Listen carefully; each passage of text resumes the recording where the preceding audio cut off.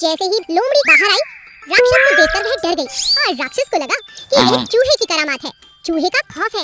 राक्षस बहुत बुरी तरह से डर गया और वहाँ से भाग गया। अपनी बुद्धिमानी से लोमड़ी, उल्लू और राक्षस सबसे बच गया छोटा सा चूहा। बारिश और बिल्ली। एक दिन बिल्ली मोर को नाचते हुए देखती है। बड़ा मन कर रहा है भीगने का।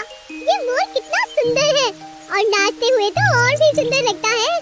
काश मैं भी इसकी तरह नाच पाती, बारिश का मजा ले सकती।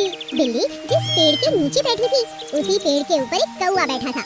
क्या हो गया? क्या सोच रही हो बिल्ली मौसी? कुछ नहीं, बारिश का मजा लेना चाहती हूँ, पर क्या करूँ, खाली पेट तो कोई मजा नहीं। अरे इतना उदास क्यों होती हो?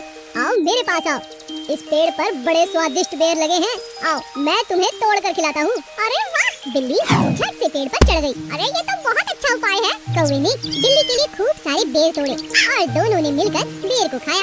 अब कैसा लग रहा है बिल्ली मौसी? अच्छा लग रहा है, बारिश हो रही है और पेट भी भरा हुआ है।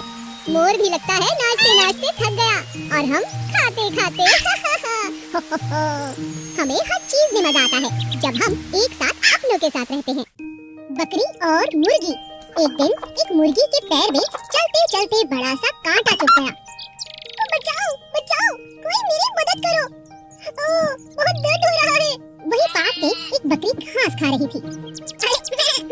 ये तो मदद कौन मांग रहा है? चलो चल कर देखती हूँ। क्या हुआ तुम्हें? इतनी चिल्ला क्यों रही हो? मेरे पैर में कांटा चुभ गया है, बहुत दर्द हो रहा है, चला भी नहीं जा रहा। मेरा कांटा निकाल दो बकरी, मेरी मदद करो, नहीं तो मुझे अकेला और घायल पाकर कोई भी मेरा शिकार कर सकता है। जरूर जरूर। बकरी ने मुर्गी का कांटा निकाल दिया, मगर मुर्गी के पैर में घाव बहुत बड़ा था, सो चलना बहुत मुश्किल हो गया था। शुक्रिया बकरी बहन, मगर मैं अब चल नहीं पा रही, कुछ करो। बकरी बहुत अच्छी थी, उसने मुर्गी को अपनी पीठ पर बिठा लिया और उसके घर भी छोड़कर आई। अच्छा, अब मैं चलती हूँ, अपना ख्याल रखना। तुम बहुत अच्छी हो, तुमने मेरी बहुत मदद की, मैं तुम्हारा ये एहसान कभी नहीं भूलूंगी। ऐसा कुछ नहीं है, हम सब इसी जंगल में रहते हैं, हमें एक दूसरे की मदद करनी चाहिए। मैं चलती हूँ, अपना ख्याल रखना और दवाई भी लगा लेना। और इस तरह मुर्गी की जान एक बकरी ने बचाई। भालू और रानी मधुमक्खी। एक दिन भालू बड़े मजे से पेड़ की छांव में बैठा था। तभी उसने देखा कि सामने के पेड़ पर मधुमक्खी का बड़ा सा छत्ता है, जिसमें शहद ही शहद है। इतना सारा शहद, अरे वाह, काश ये मुझे मिल जाए, पर कैसे मिलेगा? भालू के मुंह में पानी आ गया। अगले दिन भालू ने हिम्मत कर मधुमक्खी से कहा, कैसी हो रानी जी, मुझे आपसे कुछ बात करनी है। हाँ, बोलो, क्या कहना चाहते हो? आपके छत्ते का जवाब नहीं, आप बड़ी मेहनत करती हो और आपकी मेहनत देख मुझे बहुत खुशी मिलती है। क्या कहा? बात क्या है? साफ साफ कहो भालू। अच्छा, वो आपके छत्ते को देखा तो सोचा अब तो बहुत शहद जमा हो चुका है, किसी दिन कोई दावत रखो, हमें भी बुलाओ, जंगल के बाकी जानवर भी बुलाओ, कहीं ऐसा ना हो ये शहद कोई चुरा ले। रानी मधुमक्खी बहुत चालाक थी, वो भालू की बातों में नहीं आई, बल्कि उसने चतुराई से भालू से कहा, हाँ भालू भाई, मैं समझ गई, आप क्या कहना चाहते हो। शहद खाने का दिल है आपका, बातें मत बनाओ, मैं सब समझती हूँ। अच्छा। भालू बहुत शर्मिंदा हो गया। तभी रानी मधुमक्खी ने कहा, ये लो भालू भाई, शहद आपके लिए। क्या कहा? मेरे लिए? हाँ, आपके लिए, मगर आपको एक वादा करना होगा। हाँ, बोलो, क्या वादा है? बस आपको हर रोज मेरे घर का ध्यान रखना होगा और मेरे छत्ते की रखवाली करनी होगी। मैं हर रोज आपको शहद खिलाऊंगी। हाँ, ये ठीक रहेगा। ठीक है रानी जी, आज से मैं आपका सेवक, आपके छत्ते का ख्याल रखूंगा, आप मुझे हर रोज शहद दीजिए। इस तरह रानी मक्खी ने चतुराई से इतने बड़े भालू को अपना सेवक बना लिया। सांप और चींटी। एक बड़े से पेड़ पर एक लंबा सा ताकतवर सांप रहता था। उसके पेड़ के पास चींटियों का बड़ा सा घर था, जहाँ सभी चींटियां मजे से रहती थी। सांप पेड़ के ऊपर से उन्हें देखता रहता। सांप बहुत शैतान था, वो जब भी अपना शिकार ढूंढने निकलता, जानबूझकर अपनी पूंछ से चींटियों का घर तोड़ देता।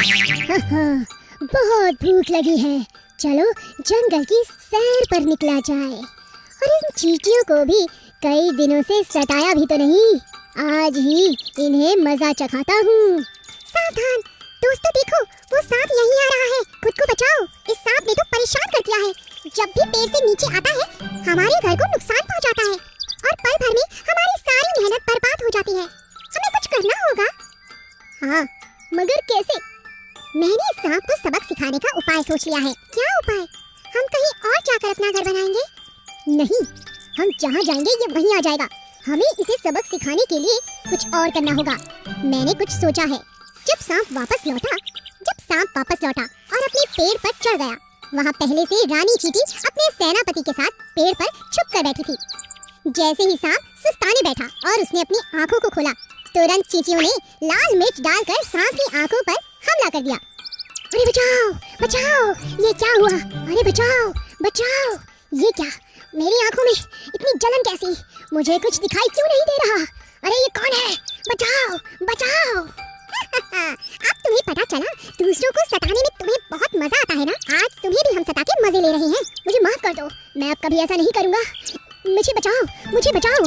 तभी चींटियों ने पानी डालकर सांप की आंखों को धो दिया और उससे वादा लिया कि वो कभी चींटियों का घर नहीं तोड़ेगा। मैं वादा करता हूँ इस तरह की शैतानी अब नहीं करूँगा। तुम्हें कभी परेशान नहीं करूँगा।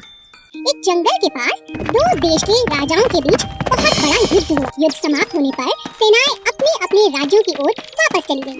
लेकिन सेना का एक ढोल युद्ध स्थल पर ही गलती से रह गया। एक दिन आंधी आई और वह बेचारा ढोल लुढ़कता हुआ जंगल के बीचों बीच एक पेड़ से जाकर जुड़ गया। तेज हवाओं के चलते पेड़ की टहनियां ढोल के